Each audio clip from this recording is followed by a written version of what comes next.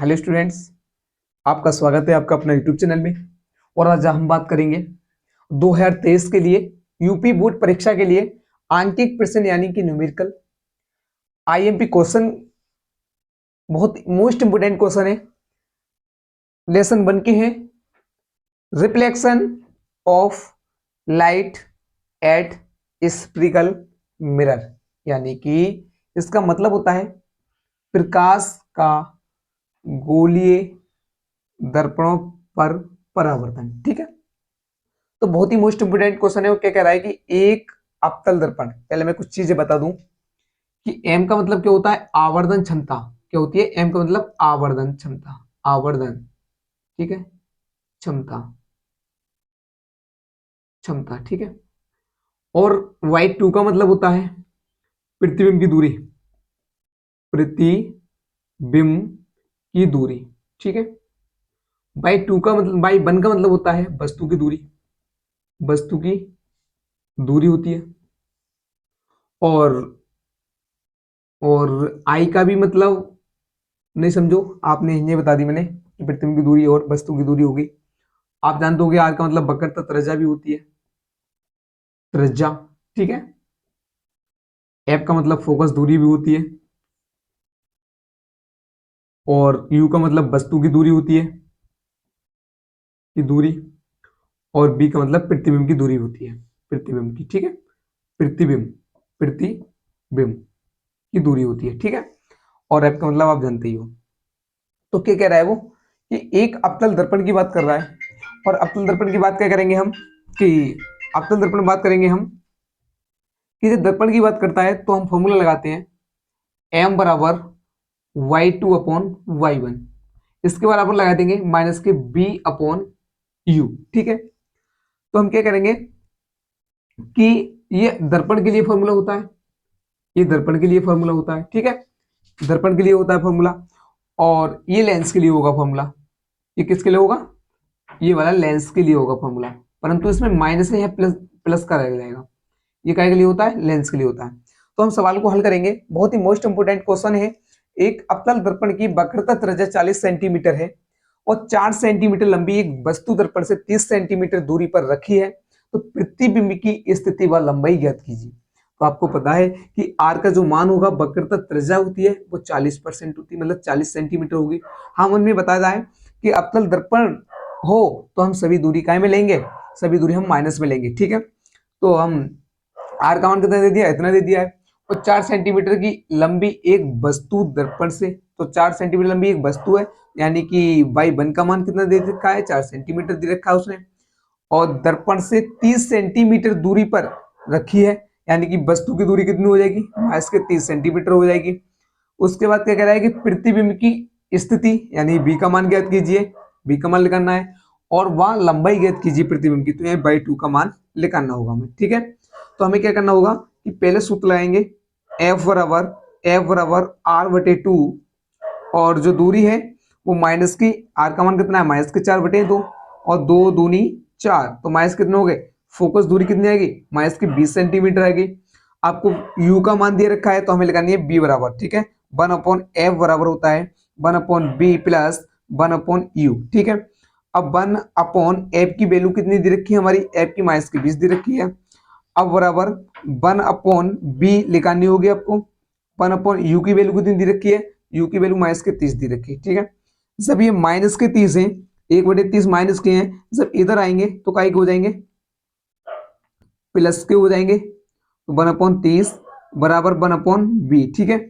अब क्या बात करेंगे हम कि हमने 60 ले लेंगे इसका लासा, 60 के ले लिया हमने, लासा ले लेंगे, ठीक है। तो 20 3 60 होते हैं और 30 दूनी 60 होते हैं, ठीक है।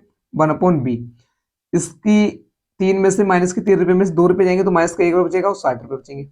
1/b, बी की वन से करेंगे तो बी कन बी और 60 एकन 60, परंतु का एक होंगे ये माइनस होंगे। तो बी का मान कितना आया, 60 आया माइनस के। अब क्या कह रहा है कि हमें प्रतिबिंब की लंबाई भी ज्ञात करनी होती है। तो हमने बताया आवर्धन क्षमता बराबर होता है Y two upon Y one, ठीक है, Y two upon Y one होता है। और हमने बताया कि माइनस के बी अपॉन यू भी होता है, ठीक है।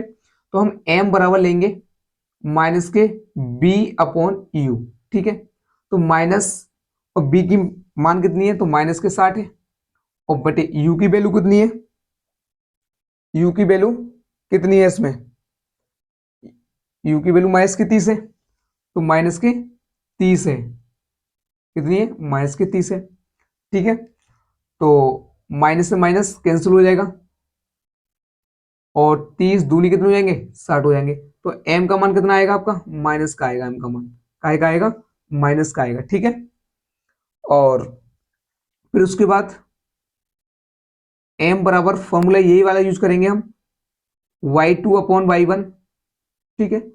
m का मान कितना, माइनस के 2 है, और y2 निकालनी होगी यानी कि, और y1 का मान कितना है, y1 का मान है 4, तो 4 दूनी कितने होंगे, 8 होंगे, 4 दूनी कितने होंगे, 8। तो प्रतिबिंब की जो लंबाई आएगी वो कितनी आएगी, 8 सेंटीमीटर, और ये हमारा क्या होगा, आंसर होगा।